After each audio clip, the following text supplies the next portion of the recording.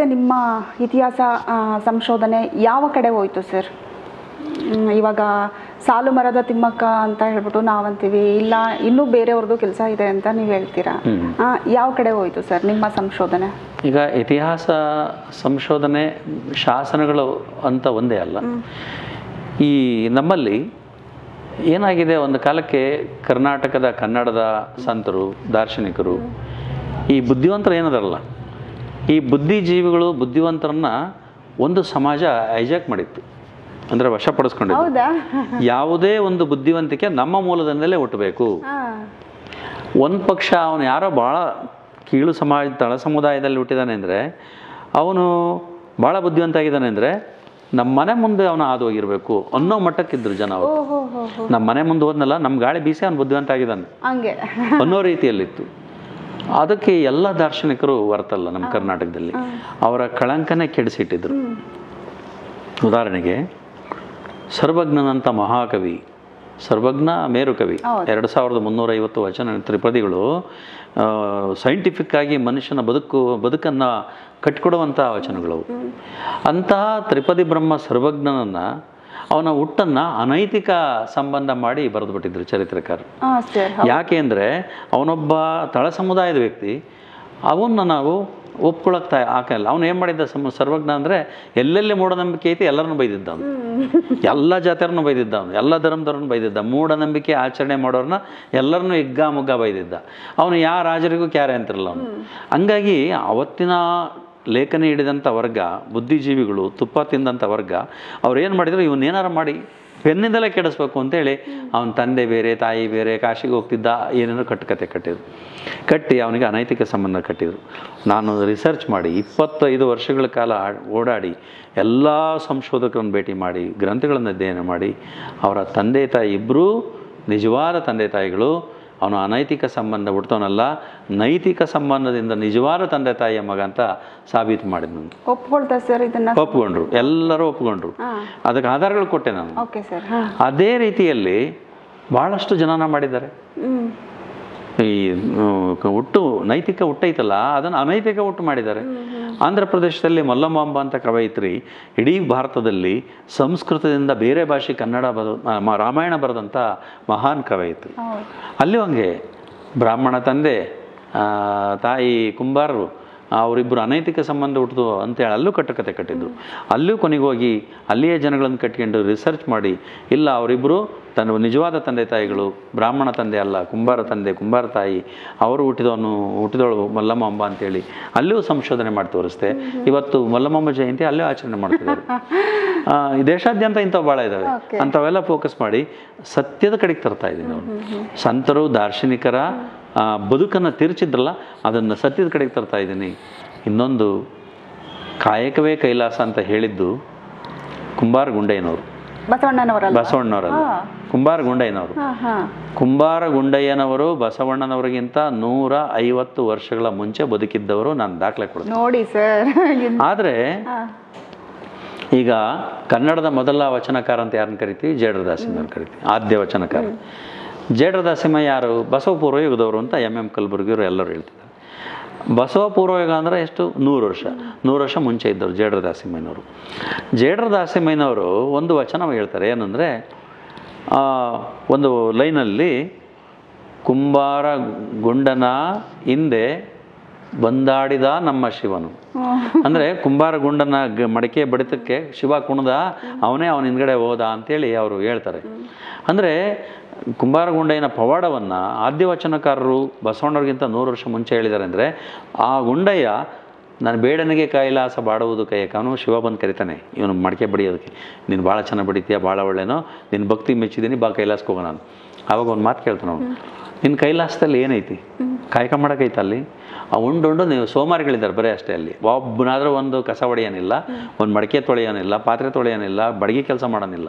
ಇದು ನಿಜವಾದ ಸ್ವರ್ಗ. ಇದು ಇಲ್ಲಿ ನಾನು ಮಡಿಕೆ ಮಾಡೋದು ಬಿಟ್ಟು ಬಂದರೆ ಮಡಿಕೆ ಯಾರು ಮಾಡ್ತಾರೆ? ನೀನು ಮಾಡ್ತೀಯಾ?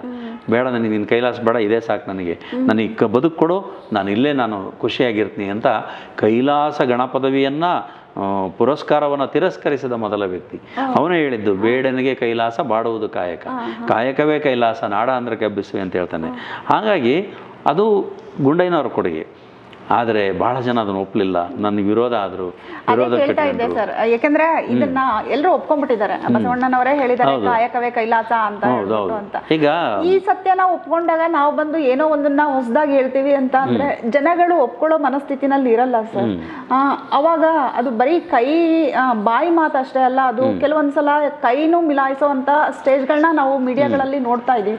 ಆ ತರದ ಅನುಭವಗಳು ಏನಾದ್ರು ಆಗಿದೆನಾ ಸರ್ ನಿಮ್ಗೆ? ಆಗಿದೆ, ಭಾಳಷ್ಟು ಕಡೆ ನೋವು ತಿಂದಿದ್ದೀವಿ ನಾವು. ಈ ನಾನು ಒಂದು ಪ್ರಶ್ನೆ ನಮ್ಮ ಇದನ್ನ ಚಾನಲ್ ಮೂಲಕ ಹೇಳ್ತೀನಿ. ಬಸವಣ್ಣನವರ ಬಗ್ಗೆ ನಮಗೆ ಅಪಾರ ಗೌರವ ಇದೆ. ಯಾಕೆಂದರೆ ಎಲ್ಲ ತಳ ಸಮುದಾಯಗಳಿಗೆ ಒಂದು ಪಂಕ್ತಿ ಹಾಕ್ಕೊಟ್ಟ, ಮೇಲ್ ಪಂಕ್ತಿ ಹಾಕ್ಕೊಟ್ಟ, ಅವ್ರನ್ನ ನಾವು ಮರೆಯಂಗಿಲ್ಲ. ಬಸವಣ್ಣವ್ರಿಗಿಂತ ಮುಂಚೆನೇ ಬಸವ ಪೂರ್ವ ಯುಗದ ವಚನಕಾರರು ಅಂತ ಎಂ ಕಲಬುರ್ಗಿಯವರು ದೊಡ್ಡ ದೊಡ್ಡ ಸಂಶೋಧಕರು ಹೇಳಿದರು. ಅಂದರೆ ಬಸವಣ್ಣವ್ರಿಗಿಂತ 100 ವರ್ಷ ಮುಂಚೆ ಇದ್ದವ್ರು ಯಾರು? ಆದ್ಯ ವಚನಕಾರ ಜೇಡರದಾಸಿಮಯ್ಯ ದೇವರದಾಸರು. ಅವರೇ ಗುಂಡಯ್ಯನವ್ರದ್ದು ಪವಾಡ ಹೇಳ್ಬೇಕಾದ್ರೆ ಅದಕ್ಕಿಂತ ಮುಂಚೆ ಇರ್ಬೇಕು ಅವರು, ಹೌದ್ರಾ? ಈಗ ನಾನು ನಿಮ್ಮ ಹತ್ರ ಇವತ್ತು ಮಾತಾಡ್ತೀನಿ ಅಂದರೆ ನೀವು ನಮ್ಮ ಪವಾಡ ಹೇಳ್ತೀರಿ ಅಂದರೆ ನಾನು ಬದುಕಿದ್ದಾಗ ಹೇಳಕ್ಕೆ ಸಾಧ್ಯ ಇಲ್ಲ, ಹೌದ್ರಾ? ಹಂಗಾಗಿ ಅವರು ಅದಕ್ಕಿಂತ ಮೊದಲಿನವರು ಅವರೇ ನಿಜವಾದ ಕಾಯಕವೇ ಕೈಲಾಸ ಅಂತ ಹೇಳ್ಕೊಟ್ಟರು ಅನ್ನೋದನ್ನು ನಾನು ಎಲ್ಲಿ ಬೇಕಾದ್ರೂ ಹೇಳ್ತೀನಿ. ಇದ್ರ ಬಗ್ಗೆ ನೀವು ಚರ್ಚೆ ಮಾಡಿರಿ, ವಿಚಾರ ಆಗಲಿ ಇದು. ಆಮೇಲೆ ಸರ್ವಜ್ಞನ ಬಗ್ಗೆನೂ ಹಿಂಗೆ ಮಾಡಿದರು.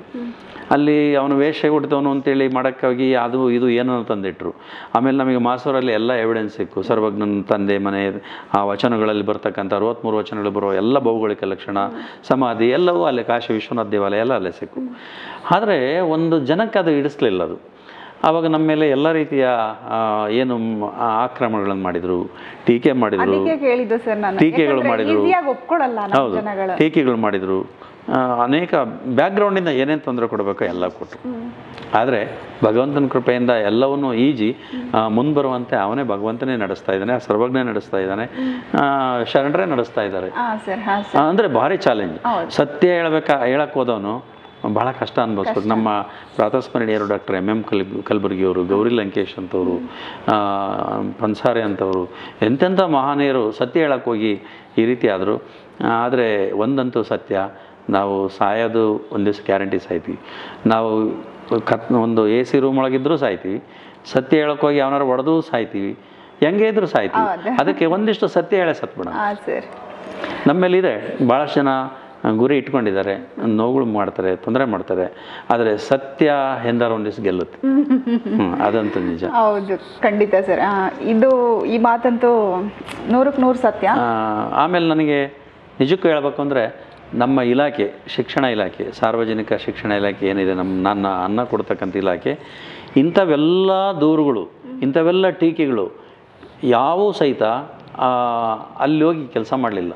ಅಂದರೆ ಅವರು ನನ್ನ ಇದೇನಿತ್ತು ಅಂದರೆ ಮೊದಲು ಅನ್ನ ಕೊಡೋ ಇಲಾಖೆಗೆ ಗೌರವ ಕೊಡಬೇಕು. ನಾನು ಅದೇ ಕೇಳ್ತಾ ಇದ್ದೇನೆ ಈಗ, ನೆಕ್ಸ್ಟ್ ಪ್ರಶ್ನೆ ಅನ್ನ ಕೊಡೋ ಇಲಾಖೆಗೆ ಮೊದಲು ನಾನು ನ್ಯಾಯ ಸಲ್ಲಿಸಬೇಕು. ಹಂಗಾಗಿ ನಾನು ಏನು ಮಾಡ್ತಾ ಇದ್ದೆ, ನಾನು ಇದುವರೆಗೂ 1994ರಲ್ಲಿ ನಾನು ನೌಕರಿ ಸೇರಿದೆ.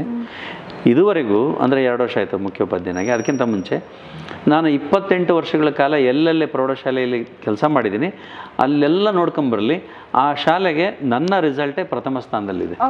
ನಾನು ಹಿಂದಿ ವಿಷಯ ಬೋಧಿಸ್ತಿದ್ದೆ, ಪ್ರಥಮ ಸ್ಥಾನದಲ್ಲಿದೆ. ನಾನು ಈ ಶಾಲಾ ಅವಧಿ ಬಿಟ್ಟು ರಾತ್ರಿಯೆಲ್ಲ ಕೆಲಸ ಮಾಡ್ತಾಯಿದ್ದೆ. ಇವು ಬೇರೆ ಕೆಲಸಗಳು, ಹಗಲೆಲ್ಲ ಶಾಲಾ ಕೆಲಸ, ರಾತ್ರಿಯೆಲ್ಲ ನಂದು ಈ ಸಂಶೋಧನೆ, ಆದಿವಾಸಿಗಳು ಸೇವೆ ಮಾಡೋದು. ಏನಂದ್ರೆ ನೀವು ಬುಕ್ಗಳನ್ನ ಓದಲೇಬೇಕು, ಗ್ರಂಥಗಳನ್ನ ಓದಲೇಬೇಕು, ಓದ್ಬಿಟ್ಟೆ ನೀವು ಮುಂದಿನ ಕೆಲಸ ಮಾಡಬೇಕು. ಹಾಗಾಗಿ ಹಂಬಲ ಇತ್ತು, ಒಂದು ಕೊಡುಗೆ ಕೊಡಬೇಕು. ಕನ್ನಡದ ಕಣ್ಮಣಿ ಸರ್ವಜ್ಞ ಅನೈತಿಕ ಸಂಬಂಧ ಹುಟ್ಟಿದಾನೆ ಅಂದರೆ ಎಂಥರಿಗೂ ನೋವಾಗುತ್ತೆ. ಕನ್ನಡದ ಹೆಣ್ಮಕ್ಳಿಗೂ ಸಹಿತ ಒಂದು ಸ್ವಲ್ಪ ಇದು ಅನಿಸುತ್ತೆ. ಅದನ್ನು ನಾನು ಎತ್ತಿ ಹಿಡಿಬೇಕಲ್ಲ ಅಂತೇಳಿ ಆ ಕೆಲಸ ಮಾಡಿದೆ. ಆ ನಂತರ ಸಾಕಷ್ಟು ಇವೇನು ಇದ್ವು ಆದಿವಾಸಿಗಳು ಮಕ್ಕಳ ಶಿಕ್ಷಣ, ಅವ್ರಿಗೆ ಶಿಕ್ಷಣ ಕೊಡೋಕೆ ಅವ್ರನ್ನೆಲ್ಲ ಮಕ್ಕಳಿಗೆ ಶಾಲೆ ಸೇರಿಸಿದ್ವಿ. ಈ ರೀತಿಯಲ್ಲಿ ಸಾಲು ಮರದ ಅಭಿಯಾನ, ಆಮೇಲೆ ಇದಕ್ಕೆಲ್ಲ ಎಲ್ಲಿಂದ ಇರುತ್ತೆ ಸರ್? ಯಾಕಂದ್ರೆ ಟೈಮು ನಿಮ್ದು ಸ್ಕೂಲ್ ನೋಡ್ಕೋಬೇಕು, ಆಮೇಲೆ ಸಂಶೋಧನೆ ನೋಡ್ಕೋಬೇಕು, ಮತ್ತೆ ನೀವೇ ಹೇಳ್ತೀರಾ ರಾತ್ರಿ ಎಲ್ಲ ನಾನು ಓದ್ತಾ ಇದ್ದೆ ಗ್ರಂಥಗಳನ್ನ, ಬುಕ್ಗಳನ್ನ ಅಂತ ಹೇಳ್ಬಿಟ್ಟು.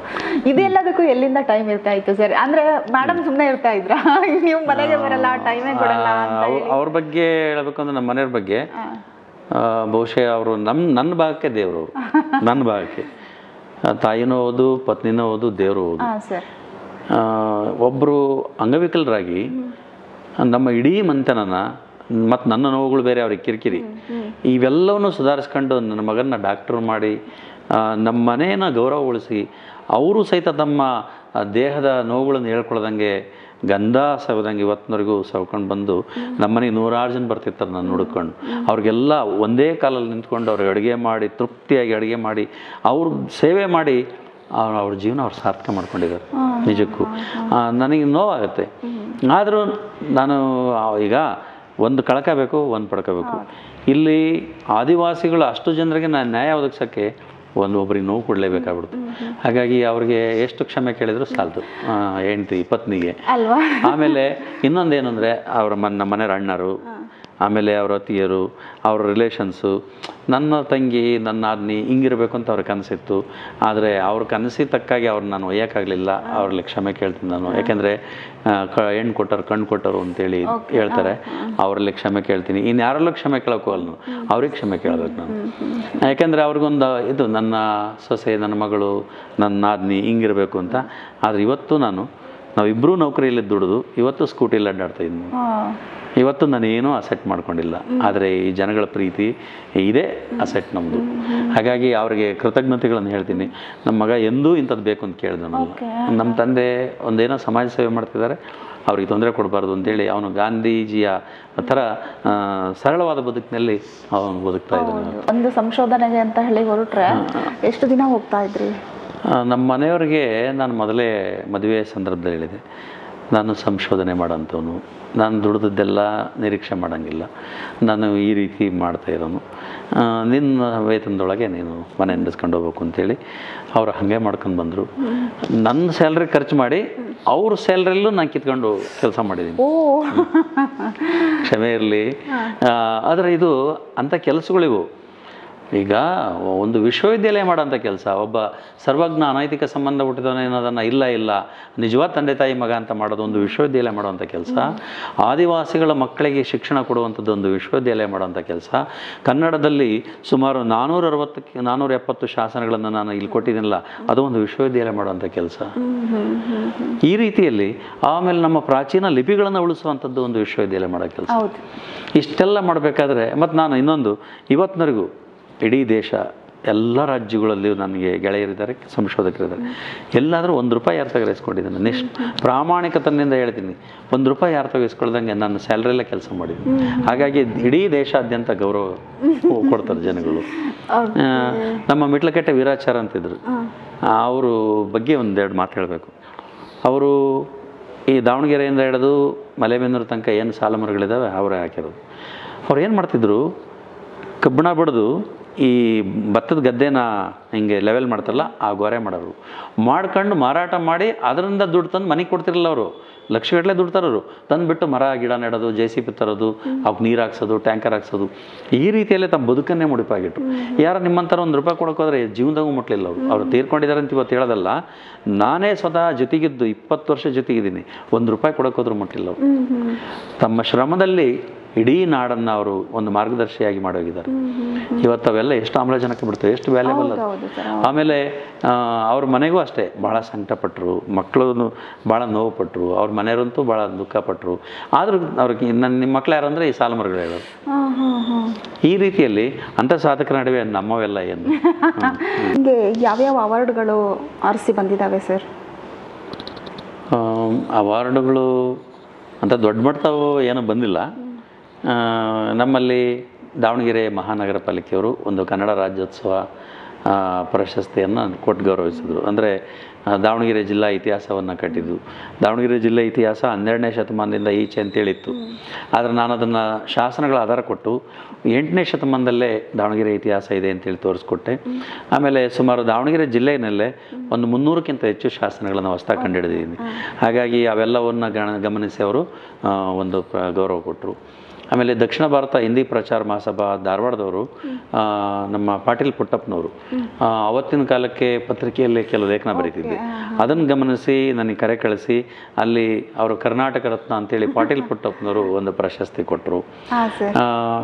ಆಮೇಲೆ ನಮ್ಮ ಶಿಕ್ಷಣ ಇಲಾಖೆಯಲ್ಲಿ ಅವರೇ ಕರೆದು ಜನಮೆಚ್ಚಿದ ಶಿಕ್ಷಕ ಪ್ರಶಸ್ತಿ ಅಂತೇಳಿ ಕೊಟ್ಟರು.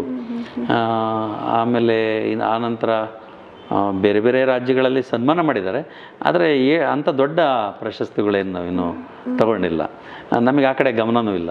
ಯಾಕೆಂದರೆ ಈ ಕೆಲಸ ಮಾಡಿದ್ರೆ ಸಾಕಾಗಿದೆ ಅಂಥೇಳಿ ಅಷ್ಟು ಇದಾಗಿದೆ. ಇನ್ನೂ ಸಂಶೋಧನೆ ಆದಿ ಮುಂದುವರಿಸಬೇಕು ಅಂತನಾ? ಖಂಡಿತ ಇನ್ನೂ ಭಾಳ ಕೆಲಸ ಇದೆ. ನಾನು ಭಾರತ ದೇಶದ ಪ್ರವಾಸ ನಾನು ಮಾಡೋಕ್ಕೆ 2 ಕಾರಣಗಳಿದ್ದು. ಒಂದು, ಭಾರತೀಯ ಶಾಸನಗಳಲ್ಲಿ ಸಾಮಾಜಿಕ ಮತ್ತು ಆರ್ಥಿಕ ಸ್ಥಿತಿ ಅನ್ನೋದ್ರ ಬಗ್ಗೆ ಒಂದು ದೊಡ್ಡ ಪ್ರಾಜೆಕ್ಟ್ ಮಾಡ್ತಾಯಿದ್ದೀನಿ. ಅಂದರೆ ಮಹಿಳಾ ಶೋಷಣೆ, ಆಮೇಲೆ ಎಲ್ಲ ಕೆಳವರ್ಗದವ್ರನ್ನ ತುಳಿಯೋದು. ನೋಡಿ, ಯಾವುದೋ ಒಂದು ಶಾಸನ ತಗೊಳ್ರಿ ನೀವು, ಏನು ಬರುತ್ತೆ ಗೊತ್ತರ ಅಲ್ಲಿ? ಸಮಾನತೆ ಇಲ್ಲ ಅಲ್ಲಿ. ಏನು ಹೇಳ್ತಾನೆ ಅವನು? ತತ್ಪಾದ ಪದ್ಮೋಪಜೀವಿ ಅಂತ ಒಂದು ಪದ ಬರುತ್ತೆ. ಅಂದರೆ ರಾಜನ ಪಾದಕಮಲಗಳಲ್ಲಿ ಕುಳಿತಿರುವವನು ಅಂತ. ತತ್ಪಾದ ಪದ್ಮೋಪಜೀವಿ ಅಂದರೆ ಶೋಷಣೆ. ಅದು ಎಲ್ಲ ಶಾಸನಗಳಲ್ಲಿ ಅವನು ಇವನು ಕಾಲು ಕೆಳಗೆ ಕೂತ್ಕೊಂಡಾನೆ, ಅವನು ಪೂಜೆ ಮಾಡಿದ್ದಾನೆ, ಇವನು ಪೂಜೆ ಮಾಡಿದ್ದಾನೆ, ಈ ರೀತಿಯಲ್ಲೇ ಸರಮಾಲೆ ಬಂದಿದೆಯಲ್ಲ, ಅದು ಎಲ್ಲೋ ಒಂದು ಕಡೆ ಸಮಾನತೆ ಹಕ್ಕನ್ನು ಕಿತ್ಕೊಂಡಿದ್ದು. ಆಮೇಲೆ ಇಲ್ಲೇ ಒಂದು ಯಾವುದು ಚನ್ನಗಿರಿ ಹತ್ರ ಹೊದಿಗೆರೆ ಅಂತಿದೆ. ಹೊದಿಗೆರೆಯಲ್ಲಿ ಒಂದು ಸತಿಯನ್ನು, ಅಂದರೆ ಒಬ್ಬಳು ಹೆಣ್ಮಗಳನ್ನು ಬೆಂಕಿಗೆ ಹಾಕಿ ದಬ್ಬಿರೋ ಒಂದು ವರ್ಣರಂಜಿತವಾದ ದೃಶ್ಯ ಇದೆ. ಅದನ್ನು ನೋಡಿಬಿಟ್ರೆ ನಿಮಗೆ ಬೆಳ್ತೂರು ಶಾಸನ ಅಂತ ಬರುತ್ತೆ, ಮಂಡ್ಯ ಜಿಲ್ಲೆಯಲ್ಲಿ. ಬೆಳ್ತೂರಿನಲ್ಲೇ ಒಂದು ಮಹಿಳಾ ಸತಿ ಶಾಸನ ಇದೆ. ಅದರಲ್ಲಿ ಏನು ಹೇಳ್ತಾನೆ ಅವನು? ಸತಿ ಸಹಗಮನ ಪದ್ಧತಿ. ಸತಿ ಸಿಸ್ಟಮ್, ಸತಿ ಸಹಗಮನ ಪದ್ಧತಿ. ರಾಜ ಸತ್ರೆ ಆ ಬೆಂಕಿ ಒಳಗೆ ಹೆಂಡ್ತಿನೂ ಹಾಕಿಬಿಡೋದು. ಎಷ್ಟು ಕ್ರೌರ್ಯ ಅಂದರೆ ಅದರಲ್ಲಿ ಎಷ್ಟು ಅದ್ಭುತವಾಗಿ ಚಿತ್ರಣ ಕೊಟ್ಟಿದ್ದಾರೆ ಅಂದರೆ, ಇವಳನ್ನ ಸತಿ ಹೋಗೋಳಂತಳನ್ನ ರಾಜಕುಮಾರಿನ ಮನೆ ಪುರೋಹಿತರು ಹೇಳ್ತಾರೆ, ಮನೆಯಲ್ಲಿರ್ತಕ್ಕಂಥ ಅರಮನೆಯಲ್ಲಿರ್ತಕ್ಕಂಥ ಎಲ್ಲ ಆಭರಣ ಅವಳ ಮೇಲೆ ಹಾಕ್ರಿ. ಯಾಕೆ ಹಾಕ್ರಿ ಅಂದರೆ, ಅವತ್ತಿನ ತಂತ್ರಗಾರಿಕೆ ಏನಿತ್ತು ಅಂದರೆ, ಅವಳು ಅರಮನೆಯಿಂದ ಅಗ್ನಿಕುಂಡ ತನಕ ಹೋಗಬೇಕಾದ್ರೆ ತನ್ನ ಮೈ ಮೇಲಿರುವ ಆಭರಣಗಳನ್ನು ಒಂದೊಂದೇ ಎಸಿತಿದ್ಲು ಅವಳು. ಅಲ್ಲಿರ್ತಕ್ಕಂತಹ ಆ ಪೌರೋಹಿತ್ಯ ಪರಿವಾರದವರು ಅವನ್ನ ಆಯ್ಕೆ ತಗೊಳ್ಳೋರು, ಅವ್ರಿಗೆ ಕೊಡ್ತಿದ್ರು ದಾನ ಸಾಮಾನ್ಯವಾಗಿ. ಹಂಗಾಗಿ ಅವರು ಅಲ್ಲಿರೋ ಆಭರಣ ಎಲ್ಲ ಮೈ ಮೇಲೆ ಹಾಕ್ತಿದ್ರು. ಹಾಕ್ಕೊಂಡು ವೈಭವದಿಂದ ಮಂಗಳ ವಾದ್ಯಗಳನ್ನು ಕರ್ಕೊಂಡು ಭಾಳ ವೈಭವದಿಂದ ಕರ್ಕೊಂಬರ್ತಾರೆ. ತಲೆ ಮೇಲೆ ಒಂದು ತುಪ್ಪದ ಗಿಂಡಿ, ಆಮೇಲೆ ಲಿಂಬೆಹಣ್ಣು, ಇಂಥವೆಲ್ಲ ಕೊಟ್ಕೊಂಡು ಕರ್ಕೊಂಬರೋರು. ಆ ಗುಂಡಿ ಇದೆಯಲ್ಲ, ಆ ಗುಂಡಿ ಸುತ್ತ ಕಂಬಳಿಯನ್ನು ಹಿಡ್ಕೊಂಡಿರೋರು, ಯಾಕೆಂದರೆ ಅದು ಕಾಣಬಾರ್ದು ಅಂತೇಳಿ. ಆಮೇಲೆ ಆ ಕಡೆ ಈ ಕಡೆ ಕವಿಗೋಲನ್ನು ಹಿಡ್ಕೊಂಡಿರ್ತಕ್ಕಂಥ ವೀರರು ನಿಂತಿರೋರು. ಅಲ್ಲಿಗೆ ಬರ್ತಿದ್ದಂಗೆಲ್ಲ ಜೋರಾಗಿ ಬಡಿಯೋರು. ಆ ಬಡಿಯೋರು ಎಲ್ಲೆಲ್ಲಿದ್ರು ಅಷ್ಟು ಜನ ಟೀಮ್ ಕರೆಸಿರೋರು. ಆ ಸೌಂಡಿಗೆ ಅವಳು ಕಿರ್ಚಾಡಬಾರ್ದು, ಸೌಂಡ್ ಕೇಳಬಾರ್ದು. ಹಂಗೆ ಕರ್ಕೊಂಬಂದು ಕೆಂಡದ ಗುಂಡಿ ಹತ್ರ ಬರ್ತಿದ್ದಂಗೆಲೆ ಅವಳು ಇದು ಪರದೆ ಇದೆಯಲ್ಲ, ಆ ಪರದೆ ಹಿಂಗೆ ತೆಗೆದ ತಕ್ಷಣ ದಬ್ಬಿಡೋದು ಅವಳು ಇಷ್ಟು ಫಾಸ್ಟಾಗಿ. ಅವಳು ಅದ್ರೊಳಗೆ ಬೀಳ್ತಿದ್ದಂಕಲೆ ಆ ಕಡೆ ಈ ಕಡೆ ಕವಗೋಲು ಇರ್ತಿಲ್ಲ, ಅವರು ಹಮ್ಕೋರು ಒಬ್ಬ ತಲೆ ಮೇಲೆ ಪಟ್ಟಂತ ಹೊಡಿಯೋನು. ಯಾಕೆಂದರೆ ತಲೆ ಮೇಲೆ ಇಟ್ಟಂಥ ತುಪ್ಪ ಒಂದೇ ಸರಿ ಮೈ ಮೇಲೆ ಸುರಿದ್ರೆ ಒಂದೇ ಸರಿ ಎತ್ಕೊಂಡ್ಬಿಡೋದು ದಗ್ ಅಂತೇಳಿ.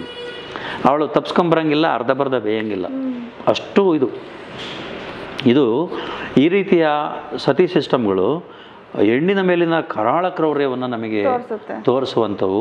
ಅವುಗಳನ್ನು ನಾವು ವೈಭವದಿಂದ ಒತ್ತಿ ಇವತ್ತು ಕರ್ನಾಟಕದ, ಭಾರತದ, ಪ್ರಪಂಚದ ಭವ್ಯ ಪರಂಪರೆ ಏನು ಇದೆ ಶೋಷಣೆದು, ಅಂಥವುಗಳನ್ನು ನಾವು ಈಗಿನ ಜನಾಂಗಕ್ಕೆ ಹೇಳಿದರೆ ಹಿಂದೆ ಹೆಂಗಿತ್ತು, ನಾವು ಹೆಂಗೆ ಬದುಕಬೇಕು, ಮಹಿಳೆಯರು ಜಾಗೃತರಾಗ್ತಾರೆ.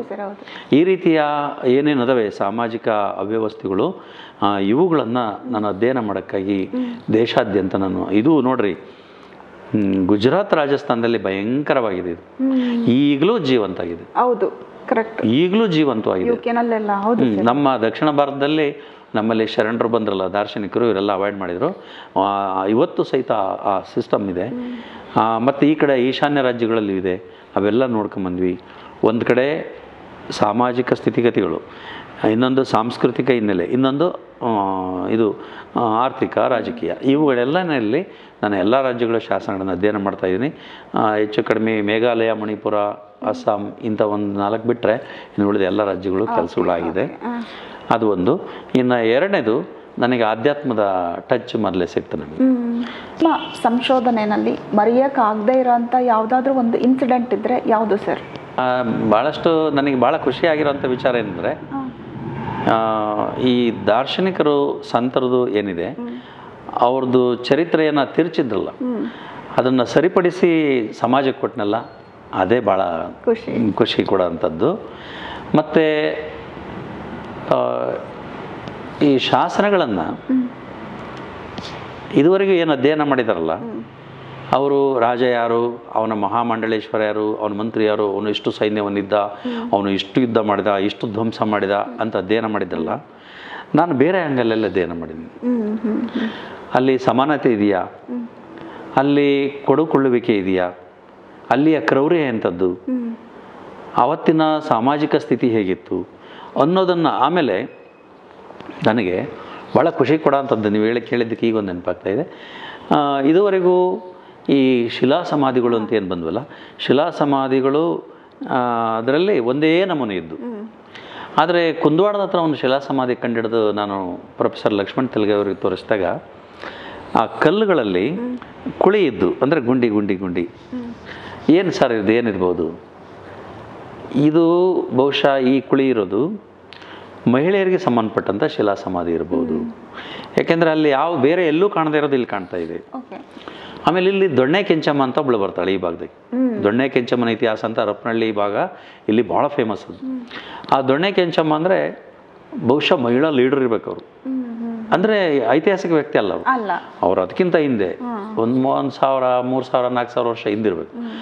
ಬಹುಶಃ ಆಯಮ್ಮನ ಸಮಾಧಿ ಇರ್ಬೋದು ಅದು. ಆ ಹಿನ್ನೆಲೆ ಒಳಗೆ ಅದೊಂದು ಮಹಿಳಾ ಸಮಾಧಿ ಅನ್ನೋದು ಗೊತ್ತಾದ ಮೇಲೆ, ಅದು ನಾನು ಪ್ರಕಟಿಸಿದ ಮೇಲೆ ಬೇರೆ ಬೇರೆ ಕಡೆಯವರು ಅದ್ರ ಮೇಲೆ ಫೋಕಸ್ ಮಾಡಿ ಅಲ್ಲಿ ಇಲ್ಲಿ 1, 2, 3 ಕಂಡುಹಿಡಿದಿದ್ದಾರೆ. ಇದು ಒಂದು ನನಗೆ ಖುಷಿ ಕೊಡುವಂಥದ್ದು. ತುಂಬ ದುಃಖ ಕೊಡೋವಂಥ ವಿಚಾರ ಇದರಲ್ಲಿ, ನಿಮ್ಮ ಒಂದು ಸರ್ವಿಸಲ್ಲಿ ತುಂಬ ದುಃಖ ಕೊಡೋವಂಥ ವಿಚಾರ ಸರ್. ಇದು ಖುಷಿ ಕೊಡೋದಾಯಿತು. ಬಹಳ ದುಃಖ ಅಂದರೆ ಸತ್ಯನ ಸ್ವೀಕರಿಸಲ್ಲ. ಕರೆಕ್ಟ್. ಬಹಳ ದುಃಖ.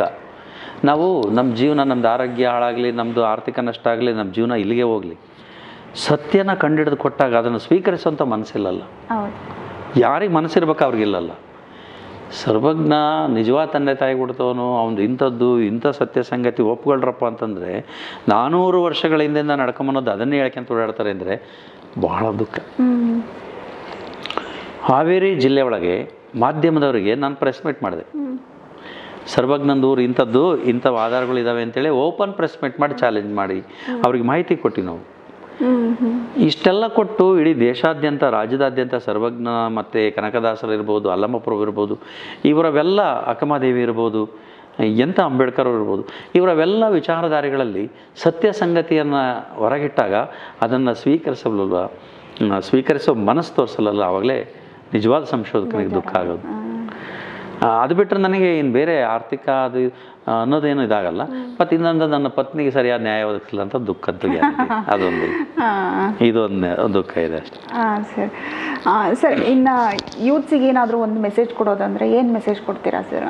ಏಕೆಂದರೆ ಇವಾಗಿನ ಸಂಶೋಧಕರು ನೀವು ನೋಡಿರೋ ಹಾಗೆ ನಿಮ್ಮಷ್ಟು ಒಂದು ಹಠ ಇದೆನಾ ಇವಾಗಿನ ಸಂಶೋಧಕರಲ್ಲಿ? ಛಲ ಇದೆನಾ ಹಠ ಅನ್ನೋದಕ್ಕಿಂತ? ಇವತ್ತಿನ ಯುವ ಪೀಳಿಗೆ 3 ಅಂಶಗಳನ್ನು ಮನಸ್ಸಲ್ಲಿಟ್ಕೊಂಡು ಸಂಶೋಧನಾ ಫೀಲ್ಡ್ಗೆ ಇಳಿಬೇಕು. ಒಂದು, ಮೊದಲು ತಾಳ್ಮೆ. 2ನೇದು ಕಾಯುವಿಕೆ. ಆ 3ನೇದೈತಲ್ಲ ಭಾಳ ಇಂಪಾರ್ಟೆಂಟು, ಯಾವುದೇ ಕಾರಣಕ್ಕೂ ಲಾಭದ ನಿರೀಕ್ಷೆ ಇಟ್ಕೋಬಾರ್ದು. ಎಕ್ಸ್ಪೆಕ್ಟೇಷನ್ ಇರಬಾರ್ದು.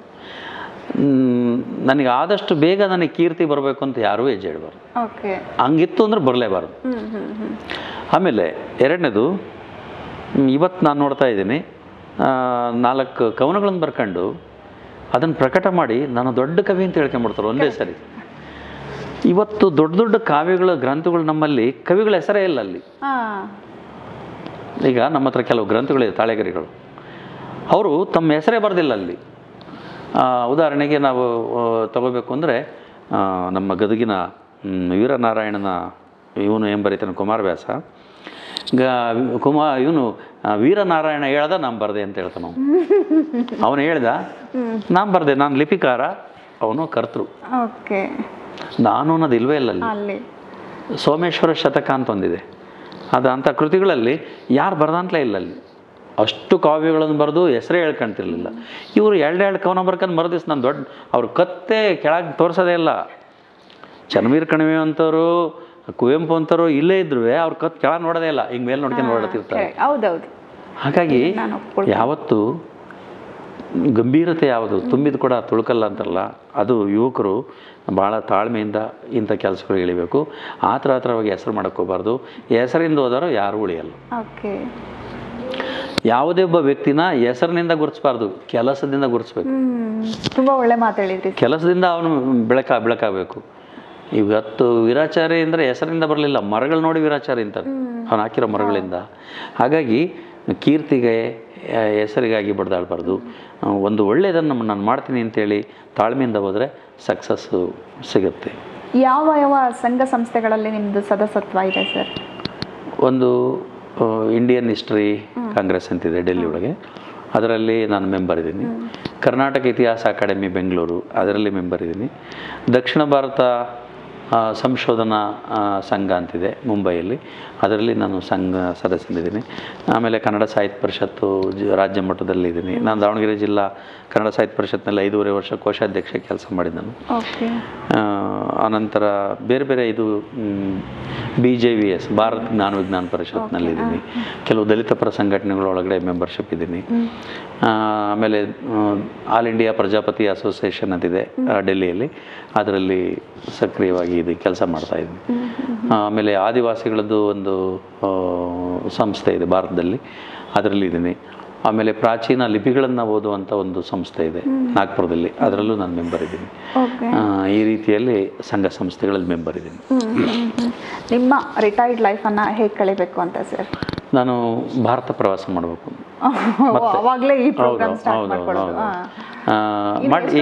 ಈಗಾಗಲೇ ಪ್ರವಾಸ ಮಾಡಿದ್ದೀನಿ. ಅಲ್ಲ ಸರ್, ನಿಮ್ಮ ಇದು ಏನಂದ್ರೆ ಈ ಟೀಚರ್ದು ಇದು ಎಷ್ಟು ವರ್ಷ ಇದೆ ಸರ್? ಇನ್ನು 5 ವರ್ಷ ಇದೆ ವೃತ್ತಿ. ಆದರೆ ನಾನು ಇನ್ನೊಂದು ವರ್ಷ ಮಾಡಿ ಸ್ವಯಂ ನಿವೃತ್ತಿ ತಗೊಳ್ಬೇಕು ಅಂತಿದ್ದೀನಿ. ಯಾಕೆ ಅಂತಂದರೆ 2 ಬಹುಮುಖ್ಯವಾದ ಕೆಲಸಗಳಾಗಬೇಕಾಗಿದೆ. ಒಂದು, ಭಾರತದ ಸಮಗ್ರ ಶಾಸನಗಳಲ್ಲಿ ಸಾಂಸ್ಕೃತಿಕ ಮತ್ತು ಸಾಮಾಜಿಕ ಸ್ಥಿತಿಗತಿಗಳ ಬಗ್ಗೆ ನಾನೊಂದು ವರ್ಕ್ ಮುಗಿಸ್ಬೇಕದು. ಎರಡನೇದು, ಭಾರತದಲ್ಲಿ ಸಂತರು ಮತ್ತು ದಾರ್ಶನಿಕರೇನಿದ್ದಾರೆ ಅವ್ರ ಬಗ್ಗೆ ಇರುವಂಥ ಗೊಂದಲಗಳನ್ನು ಕ್ಲಿಯರ್ ಮಾಡಬೇಕು.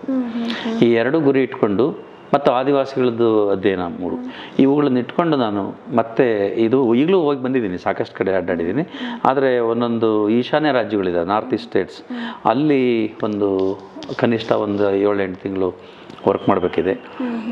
ಈ ಹಿನ್ನೆಲೆಯಲ್ಲಿ ನಾನು ಭಾರತದ ಎಲ್ಲ ರಾಜ್ಯಗಳಿಗೆ ಹೋಗಿ ಅಧ್ಯಯನ ಮಾಡಿ ಸಮಗ್ರ ಸಂಪುಟಗಳನ್ನು ಪ್ರಕಟಿಸಬೇಕು ಅಂತ ಹೇಳಿ. ಹೆಂಗೆ ಸರ್ ನಿಮ್ಮದು ಹೆಲ್ತ್ ಕಂಡೀಷನ್ ಹೊಂದ್ಕೊಳ್ಳುತ್ತಾ ಸರ್? ಅಂದರೆ ಒಂದು 7-8 ಮಂತ್ಸ್ ಒಂದು ಕಡೆ ಒಂದು ಸಂಶೋಧನೆ ಕಡೆ ನೀವು ಇದ್ರಿ ಅಂತ ಅಂದರೆ, ಯಾಕಂದರೆ ಇಲ್ಲಿಗೆ ಸೆಟ್ ಆಗಿರುತ್ತೆ, ಆಮೇಲೆ ಇನ್ನೊಂದು ಕಡೆ ಸೆಟ್ ಆಗಿರುತ್ತೆ, ಹೀಗೆ ನಿಮ್ಮದು ವರ್ಕು ರೊಟೇಟ್ ಆದಂಗೆಲ್ಲ ನಿಮ್ಮದು ಹೆಲ್ತ್ ಕಂಡೀಷನ್ ಒಪ್ಕೊಳ್ಳುತ್ತಾ ಸರ್ ಆ ವಾತಾವರಣನ?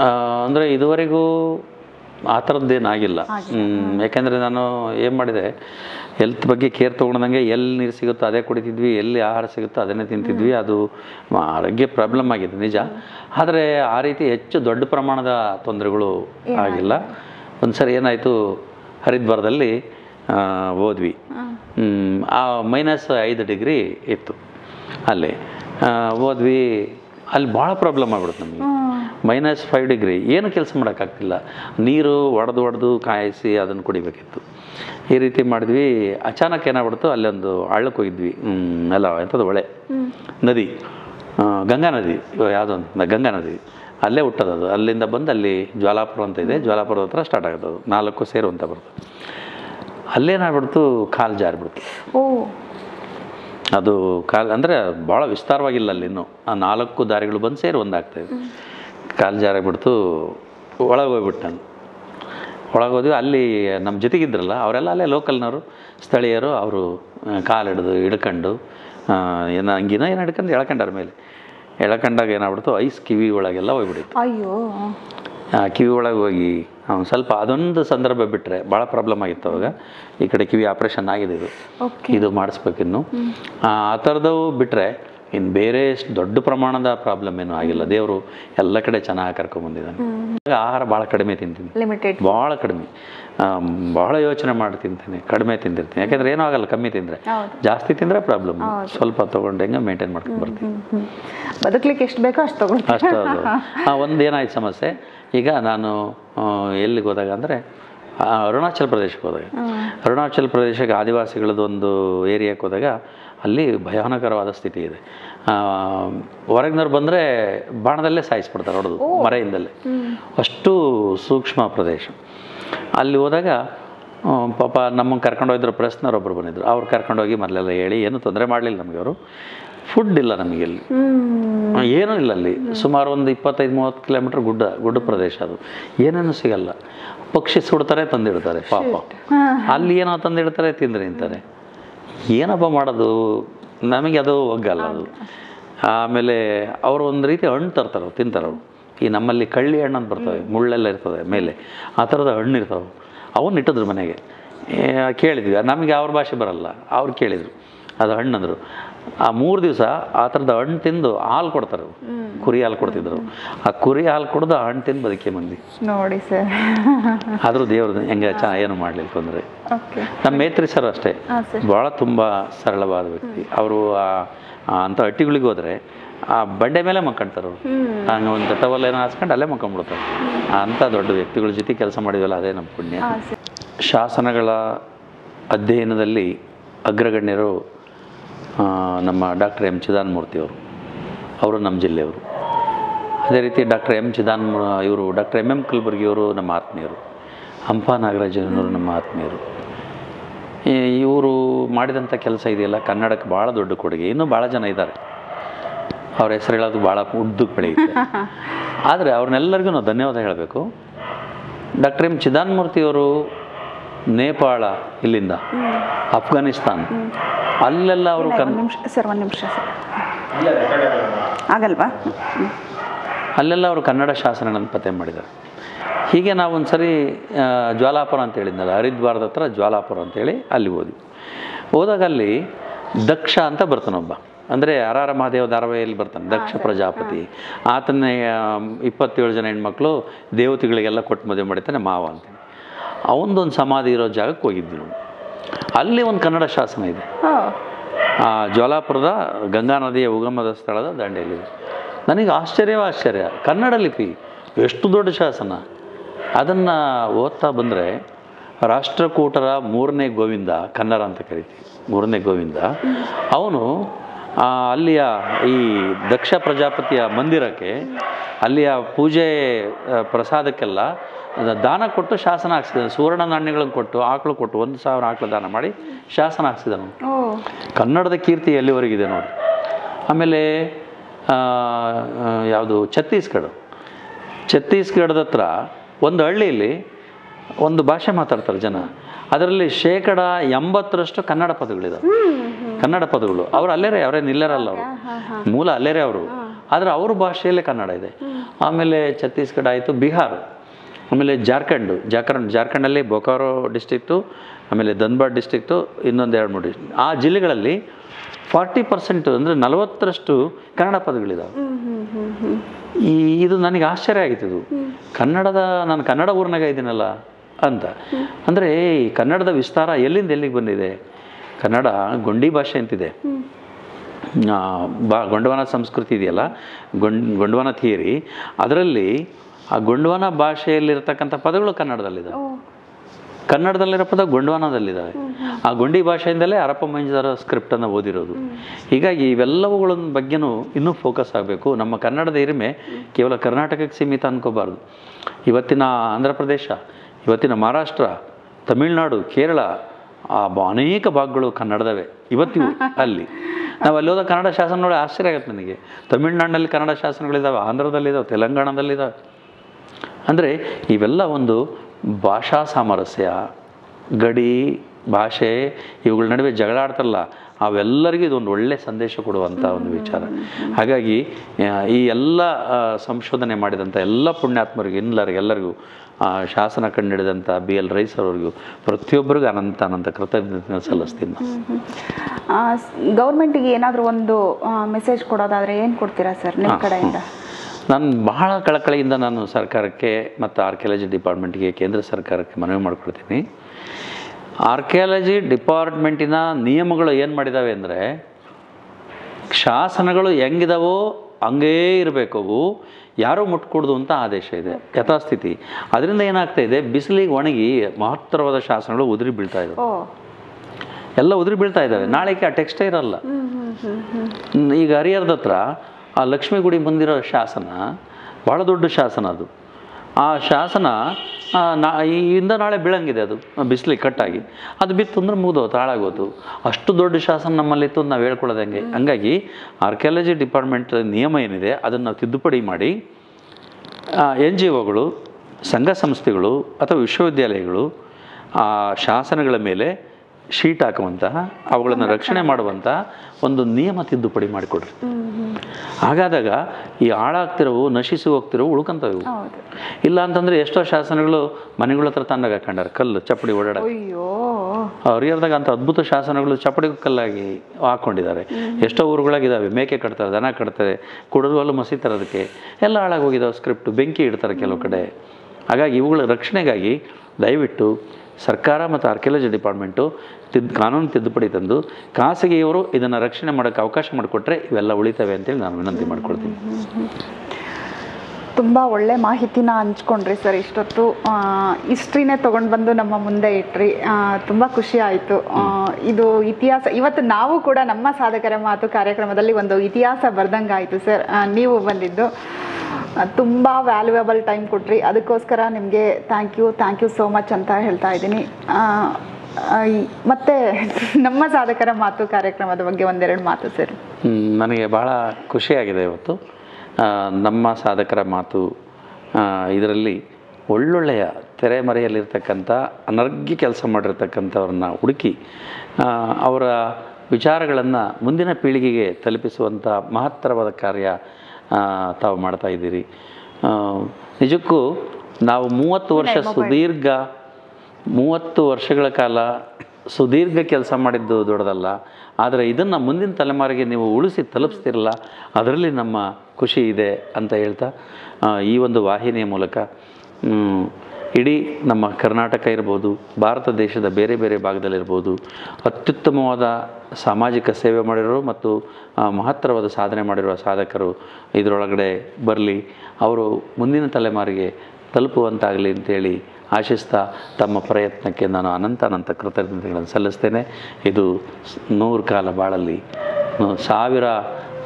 ಆದಷ್ಟು ಬೇಗ 1000 ಎಪಿಸೋಡುಗಳನ್ನು ಇದು ಕಾಣಲಿ, ಅದು ನಾವೇ ಬಂದು ಇದರಲ್ಲಿ ಭಾಗವಹಿಸುವಂತೆ ಆಗಲಿ ಅಂತೇಳಿ ಹಾರೈಸ್ತೇನೆ. ಖಂಡಿತ ಸರ್, ಖಂಡಿತ ನಿಮ್ಮಗಳ ಸಪೋರ್ಟ್ ನಮಗೆ ಬೇಕು.